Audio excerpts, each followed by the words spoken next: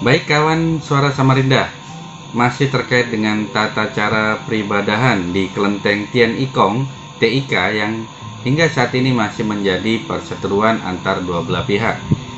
Jika sebelumnya pengurus mengatakan bahwa perubahan dalam tata cara peribadahan, terutama tidak adanya hiyo dan dupa, guna untuk menghindari kebakaran di kelenteng tersebut. Sebelum kita memindah tempat sembahyang ini, kita ada poy Pak, simpoy. Ini kan simpoy tiga, simpoy terbukti 3 kali poy, 3 kali oke gitu Pak, setujuin gitu. Kalau kita orang mengadakan pemindahan perubahan Pak. Iya.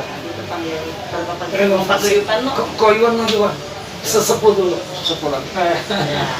Ini Pak, kejadian ini tempoh hari ada satu peristiwa untuk terbakar. Jadi dengan adanya begitu, kita ketua kelenteng ini adakan manggil-manggil tokoh-tokoh masyarakat. Waktu itu banyak juga yang datang, yaitu membicarakan untuk bikin depan itu. Mereka setuju. Jadi ya untuk kita laksanakan. Nah itu untuk menjaga lestari. Ini kan sudah lama sekali kelenteng ini, 100 tahun lebih. Jadi kita harus jaga dulu kelestarian kelenteng ini, jangan sampai terjadi seperti yang di Balikpapan, di Jakarta. Sudah terjadi ada guna. Nah ini bersejarah sekali.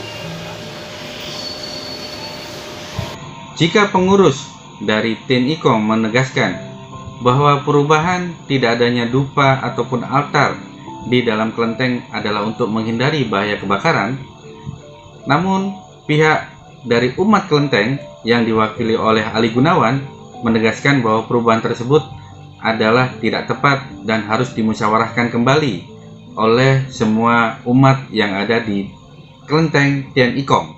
Terkait dengan pernyataan pengelola kelenteng tentang perubahan tata cara beribadah di kelenteng TIK.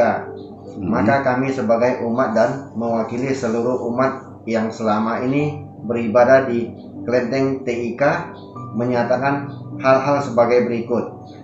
Jika perubahan tata cara ibadah untuk menjaga nilai-nilai historis kelenteng TIK, hal itu tidak bisa dijadikan alasan. Karena ini adalah rumah ibadah, bukan museum. Seharusnya nilai histori bisa dijaga dengan baik tanpa harus menghilangkan tata cara beribadah yang sudah berlangsung sejak 116 tahun lalu. Artinya nilai-nilai ibadah jauh lebih penting ketimbang menjaga nilai histori. Selain itu, sebagai bangunan cagar budaya harus tidak boleh diubah, baik tata letak barang dan kondisi bangunan, termasuk menambah bangunan baru.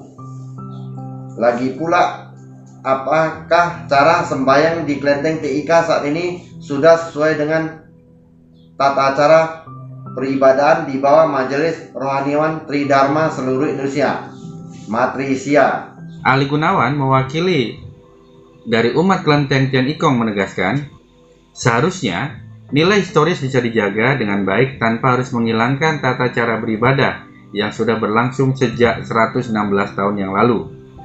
Jika perubahan karena khawatir terjadi kebakaran, seperti musibah kelenteng di Balikpapan, hal itu juga tidak bisa dijadikan alasan, karena perubahan tata cara ibadah di kelenteng Tian Ikong sudah dilakukan sebelum terjadinya kebakaran di kelenteng Balikpapan.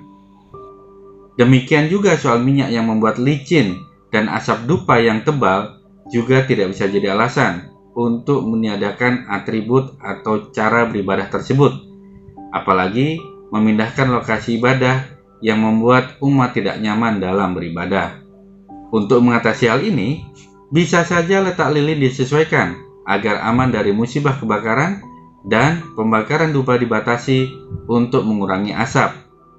Jadi, bukan untuk meniadakan, melainkan tata cara ibadah yang merupakan nilai sakral bagi umat tetap diadakan, hanya bisa dengan cara dikurangi.